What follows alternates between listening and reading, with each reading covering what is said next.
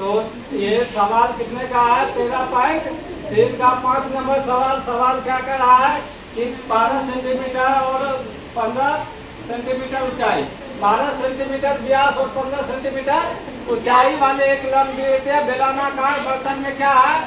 Ice cream भरा हुआ है, जिसको क्या किया जाता है? इस आइसक्रीम को 12 सेंटीमीटर ऊंचाई, 12 सेंटीमीटर और व्यास 6 सेंटीमीटर वाले शंकु में भरा जाना है। कितने भरा जाना है?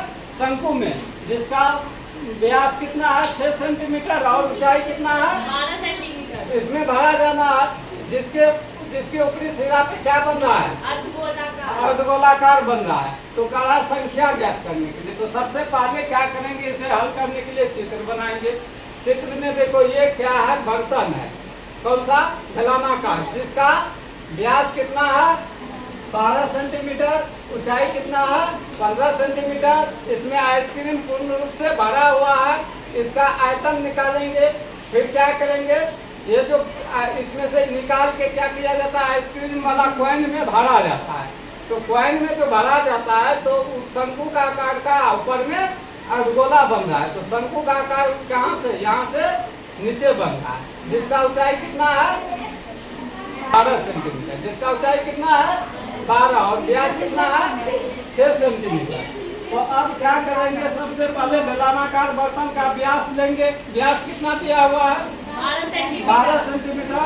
तो त्रिज्या निकालेंगे। त्रिज्या कितना होगा? 6। त्रिज्या क्या होगा? 6। कैसे होगा? त्रिज्या बराबर सूत्र होता है व्यास बटे 2। देखो, त्रिज्या बराबर सूत्र होता है व्यास बटे 2। तो ये व्यास हो गया कितना? त्रिज्या 6 सेंटीमीटर, ऊंचाई कितना? 15। तो बेलन का आयतन बराबर सूत्र होता है pi R square H. Pi R square H. Pi का मान नहीं रखेंगे, आर का मान कितना है? 6, एच का मान है 15। तो 6 का वर्ग करेंगे कितना होगा? 36। अब 15 तो 15 है, ये है। पाई का मान नहीं रखेंगे। क्यों नहीं रखेंगे? क्योंकि आगे क्या है? शंकु और अर्धगोला है। शंकु और अर्धगोला दोनों में पाई आता है, तो पाई कट जाएगा, इसलिए करके पाई का मान नहीं रखना है। तो इसको गुना करके कितना हुआ? 36 और 15 को गुना किए तो 540 आया। 540 पाई हो गया। ये यहीं पे छोड़ दिया। अब क्या करेंगे? उधर शंकु है। शंकु का व्यास कितना दिया हुआ है? 6 सेंटीमीटर। त्रिज्या निकाल लेंगे। त्रिज्या बराबर क्या होता है? सूत्र d बटे 2। तो d का मान है 6, आप भागा 2, इसको भागा दे दिए, कितना हुआ? 3 हुआ। 3 आ गया। ऊंचाई कितना है? 12। ऊंचाई कितना है? 12 सेंटीमीटर।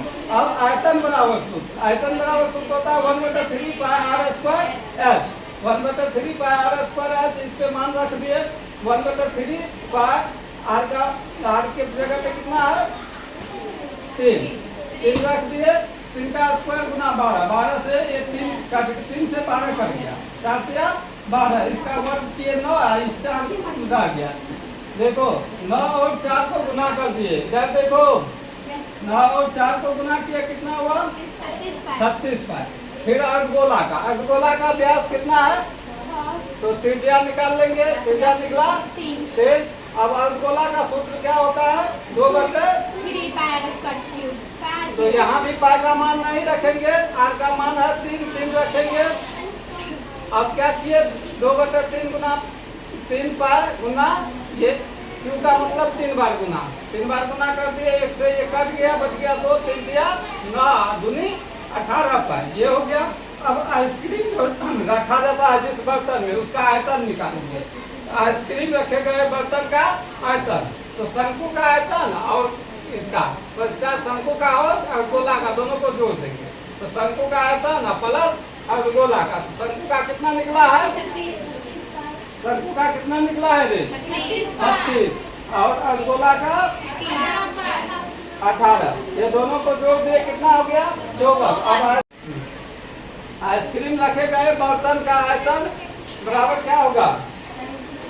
शंकु का आयतन प्लस अर्धगोला का आयतन। ये दोनों को जोड़ करके कितना हो गया? 54 पाई।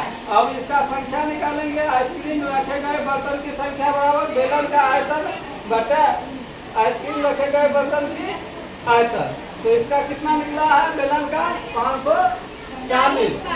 पाए, और इसका कितना निकला 54 पाए। दोनों को भागा दे दिए, पाए से पाए कैंसिल है। 54 से 540 में भागा देंगे क्या मरतबा है? 10 मरतबा। तो इस बर्तन की संख्या कितना हो गया? 10। आंसर हो गया 10। ठीक है।